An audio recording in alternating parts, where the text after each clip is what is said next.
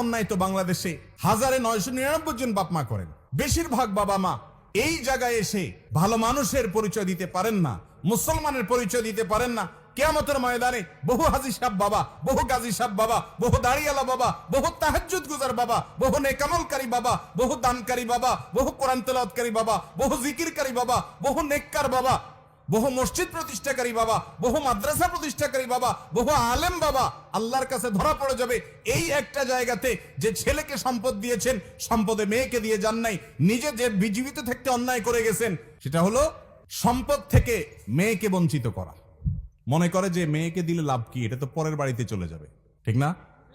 অথচ আল্লাহ রাব্বুল আলামিন বলেছেন, আবাউকুম ওয়া আবনাউকুম লা তাদরুন আইয়ুহুম আকরাবু লাকুম নাফআ।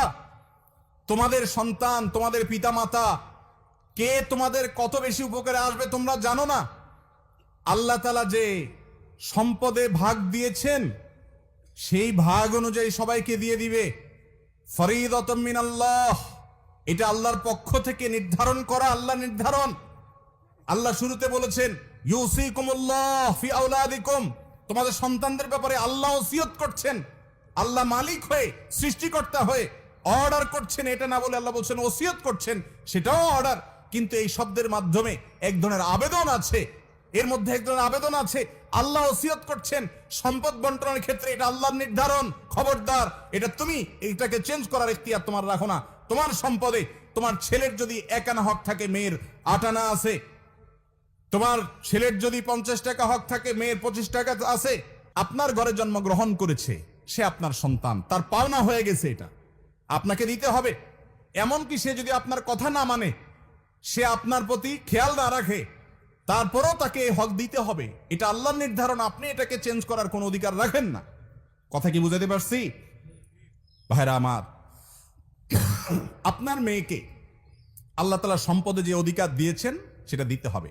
বাংলাদেশে জমির দলিলগুলো যাচাই করে দেখেন, চেক করে দেখেন, কয়টা দলিলে দেখবেন মেয়েরা মালিক? সব ছেলেরা। মেয়েদের প্রতি আমরা অত্যাচার করছি, অবিচার করছি, তাদের অধিকার দিচ্ছি না।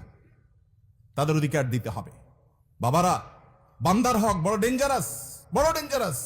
ইয়াউমা ইয়াফিরুল মারউ মিন আখিহি ওয়া উম্মিহি ওয়া আবিহি, কিয়ামতের দিন সন্তান বাপকে দেখে পালাবে, ছেলে মেয়ে পরিচয় দিবে না সেদিন। আপনি এর আশা করেন না যে আমারই তো মেয়ে।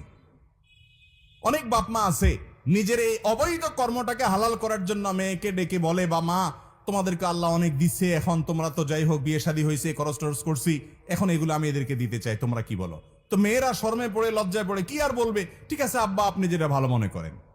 হয় না, হয় না এরকম অন্যায়, অবিচার, কোনো কাহিনী চলবে না। মেয়েকে জিজ্ঞাসা করা যাবে না। কেন জিজ্ঞেস করবেন? জিজ্ঞাসা করা মানে তাকে লজ্জায় ফেলে দেওয়া। বাধ্য হয়ে সে দিতে চায় না।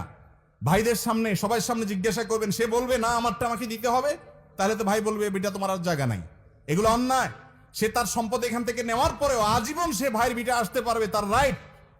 কারণ ভ্রাতৃত্বের বন্ধনের কারণে ভাই বোনকে দেখবে, বোন ভাইকে দেখবে, এটা তাদের কর্তব্য পারস্পরিক।